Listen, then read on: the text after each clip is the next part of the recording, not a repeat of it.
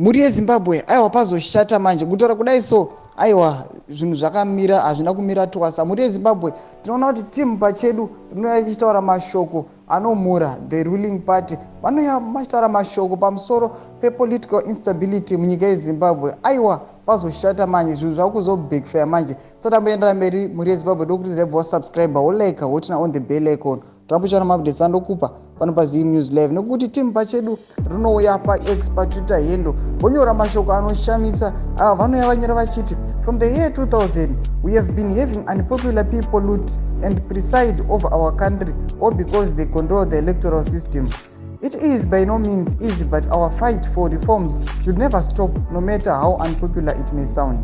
The ZANU-PF structure was long broken, the support long lost, but through violence and manipulation, they steal your vote. Make your vote count. Savari kuuya pana patara mashoko ayakuti aiwa zvinhu zviri kuitwa neZANU-PF hazvisirizvo. Muri yeZimbabwe aiwa aya mashoko anovhundutsa kuti timu Pachedu amene kuti vari kuronga chii munyika yeZimbabwe, amene kuti vakaplana kuti kudii muri yeZimbabwe. Pine mucomment section medu tiudze mafungiro enyu munoti kudii pamusoro pemashoko aya, motiudza kuti zvii zvingava zvakarongwa netimu Pachedu. Aiwa pine mucomment section medu mutidze mafungiro enyu, musakana kusubscribe, kulike, chonotina on the bell icon.